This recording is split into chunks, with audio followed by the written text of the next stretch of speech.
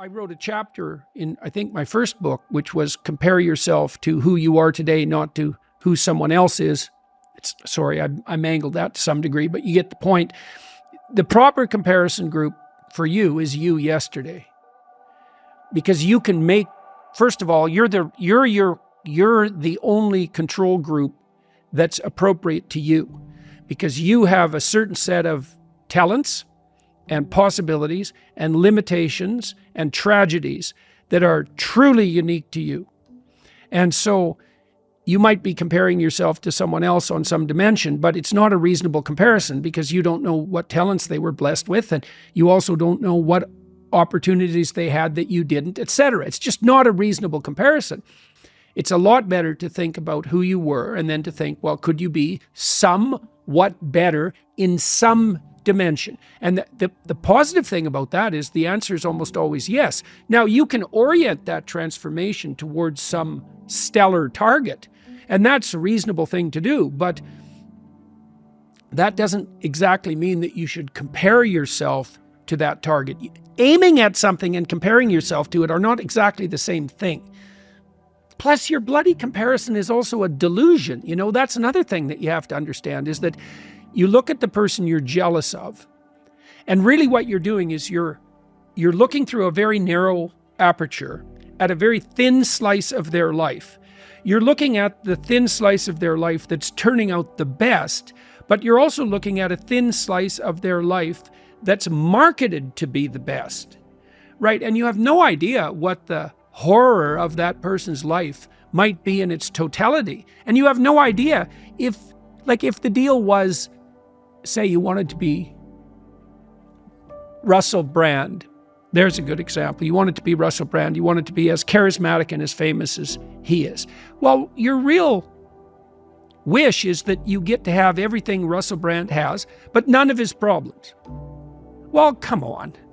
I mean, it's no wonder that a vision like that would make you despondent, because it's naive, it's resentful, it's jealous, it's bitter, and it's unreasonable.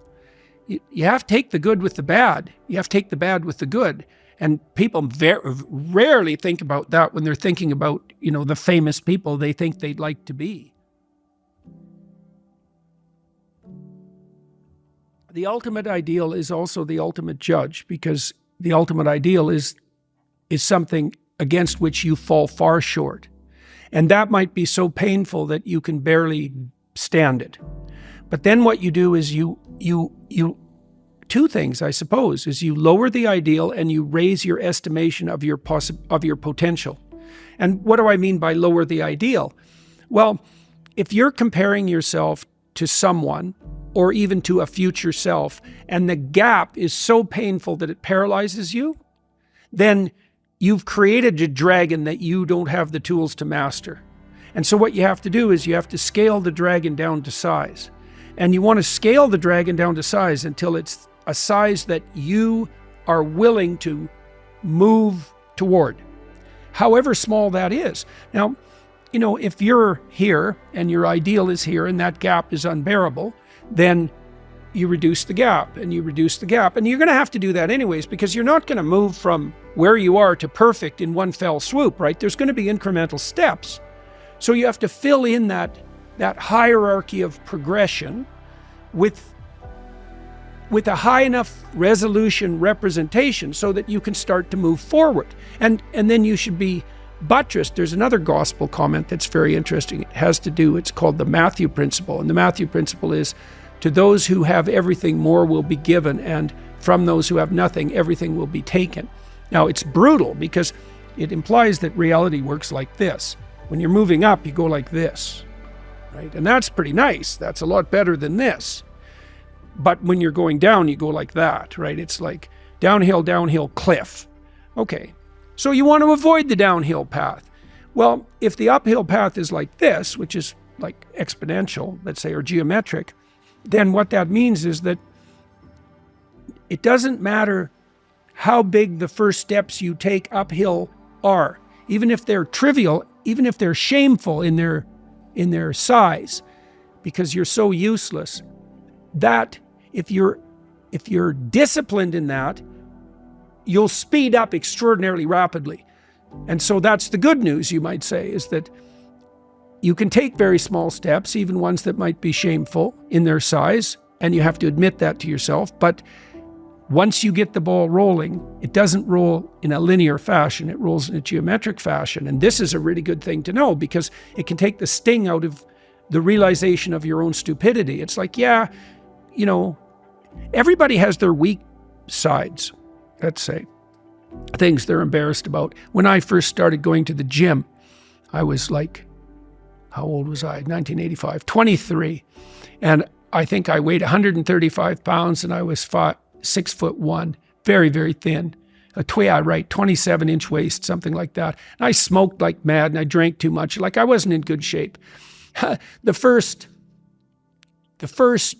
attempts forward I took in the gym, I went to this swim exercise class.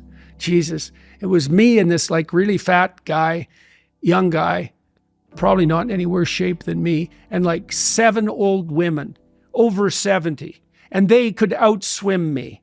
Like it was pretty damn humiliating. And so I did a semester of that and got myself in somewhat better shape. And then I started to go to the gym to work out, to lift weights. And that was also rough because, I'd be underneath the bloody bench press trying to lift 75 pounds off the rests. And, some muscle-headed bastard would come over and tell me how to do it. And it's like, yeah, thank you. But, it's embarrassing. And lots of times people won't do things like go to the gym because they're so embarrassed about how they look or what sort of shape they're in. And it's a pain to start at the bottom. But you start at the bottom where you're weak.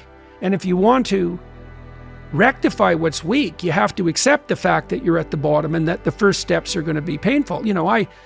It took me about 3 years, but I stopped smoking and then I stopped drinking and I gained 40 pounds of muscle in like 3.5 years, something like that.